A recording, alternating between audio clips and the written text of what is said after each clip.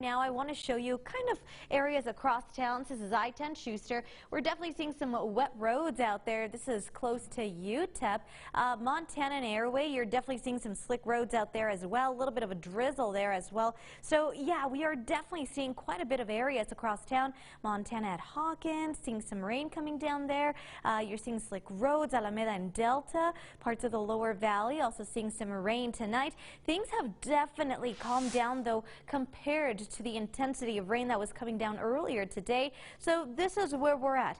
We have two sets of polygons, and we'll address the first one first in northeast El Paso. Obviously, you can't address the second one first, right? So we'll address the northeast one first. This one is actually right over northeast El Paso. It gives you US 54, Loop 375, kind of seeing that dire area. Most of everything has already shifted out, but basically this flood advisory lasting until 11:45 just indicates, hey, we already got to see some rain tonight, and we're seeing a little bit of that flooding in parts of the neighborhoods in this area. So that's why we have that flood advisory.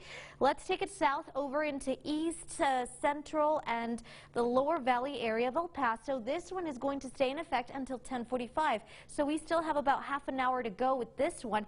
This one encompasses a larger area. So for example, we have far east El Paso, right? We have the lower valley. We have parts of central El Paso as well. So we got to see some very heavy rainfall here.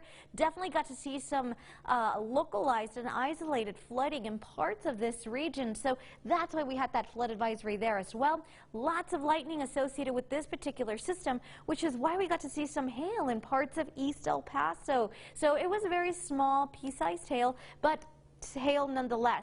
We move over into the west side, and things are definitely starting to dry out here as well. Not a lot going on at this hour. Things are definitely starting to, wind down. But either way, we got to see some rain just as promised. Central and lower valley starting to clear out from that as well. And here are your temperatures. We're looking at 64 degrees. That's a very chilly night tonight, and that was thanks to the rain that came through. We're looking at those southeasterly winds at about 10 miles per hour, and so we officially registered 83 degrees. So definitely saw some seasonal conditions tonight, and now we're dropping into those much cooler temperatures.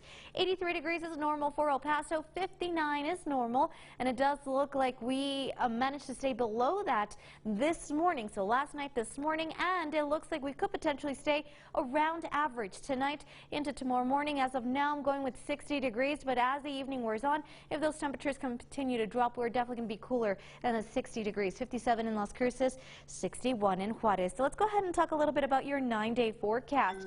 This moisture is going to stay with us through tomorrow, so that means there is a possibility for heavy rainfall. 40% chance of rain. That means more widespread rain for El Paso. 76 your forecast high. Starting Thursday into the rest of the weekend, we expect to drop into those low 70s. So we're going to be seeing cloud cover right over our area. Temperatures definitely dropping. So if I were you, I'd carry a nice light sweater. That's all you really need for the morning and evening hours. It is going to get a little chilly, and then we'll slowly begin to warm starting next week.